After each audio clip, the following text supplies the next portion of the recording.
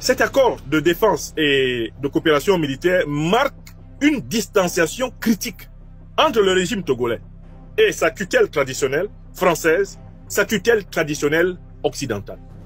Globalement, le système de l'OTAN.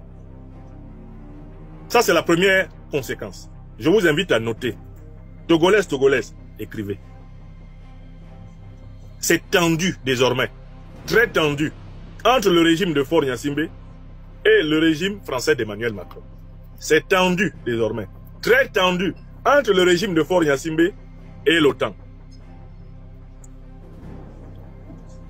Mais ce n'est pas encore la rupture totale, puisque la présence militaire française et la présence militaire de l'OTAN, c'est-à-dire notamment à travers la coopération technique et militaire avec Israël, n'a pas été remise en cause.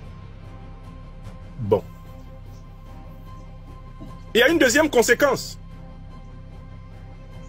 Et là, je rentre dans ce que j'appellerais des conséquences sous-régionales. On voit que le Togo s'aligne de plus en plus sur les mêmes options stratégiques que les pays de l'AES. Et donc le Togo entre dans une logique de rupture avec les pays de la CEDEAO soumis à la France-Afrique et soumis à l'impérialisme américain. Est-ce que c'est clair?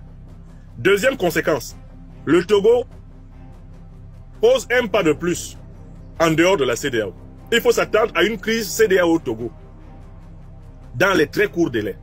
Parce que s'il y a un homme qui fulmine actuellement de rage, en apprenant cet accord, je l'ai entendu ici dans mon téléphone rouge, cet homme s'appelle Alassane Dramane Ouattara. Mais il est malade, ce Faure Gnassingbé Chou. Chou, tu es en train de t'énerver. Il a osé signer un accord de coopération de défense militaire avec la Russie et puis il dit qu'il est avec la CEDEAO avec nous. Mais il va voir ce Faure Gnassingbé, il va me sentir. Ah non. Je vais jamais lui pardonner ça. Mais. Vous connaissez l'homme? C'est le satrape reptilien venu de Sendou ayant troublé la paix des Ivoiriens. Dans l'espoir de venir troubler par la suite toute l'Afrique avant d'être incessamment dégagé. Alassane Dramane Ouattara. Cet accord marque la montée en puissance des tensions entre le Togo, de Faure Gnassingbé, et la Côte d'Ivoire où se trouve le sous-fifre gouverneur de la France-Afrique, Alassane Dramane Ouattara. Ceci annonce donc des turbulences supplémentaires au sein de la CEDEAO. Et probablement, si cette turbulence venait à continuer, la sortie imminente du Togo de la CEDEAO. Écrivez ça. Togolaises, Togolais, écrivez les conséquences. Ce qui a commencé là, c'est du macloclo qui conduit à maclacla. Une nouvelle déchirure se prépare dans la CEDEAO. La CEDEAO là, il va en rester à peine 3 lambeaux. Avec ce qui a commencé. Mais il y a une troisième conséquence.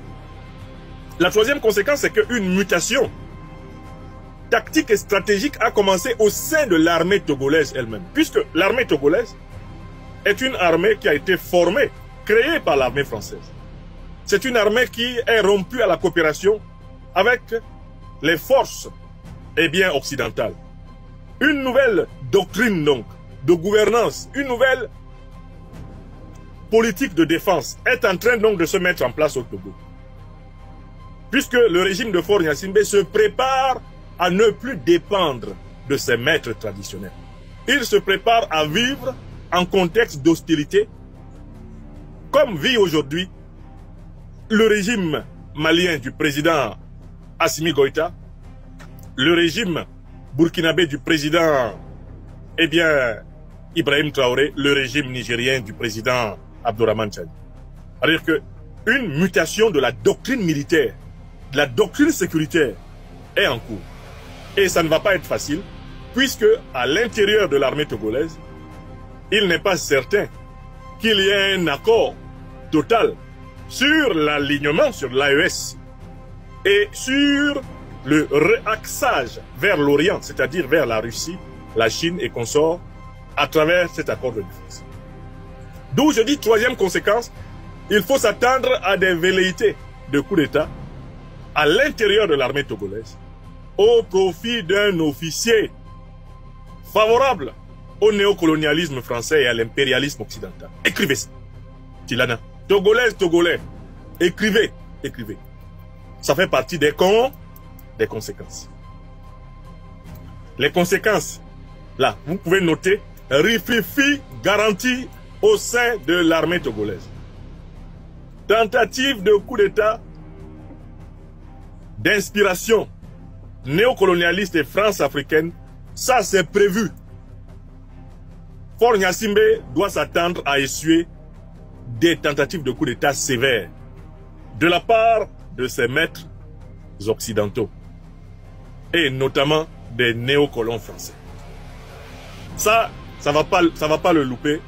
Ils vont tenter de manière plus ardue de lui faire payer son ingratitude envers ceux qui ont instauré le pouvoir de Gnassingbé et Yadema Etienne, ceux qui ont instauré le pouvoir de Faure Gnassingbé. Ça fait la troisième conséquence. Maintenant, je souligne la quatrième conséquence.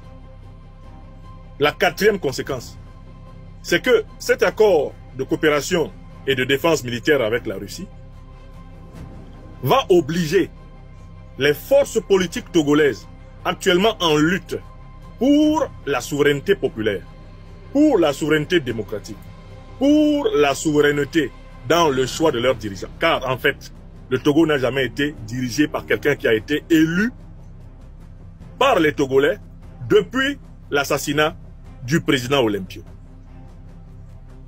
La signature de cet accord pose un problème tactique et stratégique aux forces du changement au Togo. Car les forces du changement, je veux dire l'opposition au régime autocratique, dictatorial, il n'y a aucun doute, c'est une dictature, le régime de Faure Gnassingbé. Mais le régime de Faure Gnassingbé pose un problème extrêmement technique.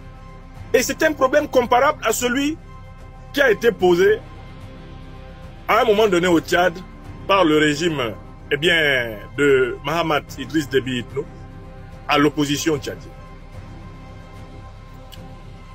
À savoir qu'en se rapprochant du bloc anti-impérialiste, en se rapprochant du bloc anticolonialiste, le régime tire un peu, pour ainsi dire, le tapis sous les pieds de l'opposition. Et met l'opposition dans une difficulté, qui est une difficulté intéressante.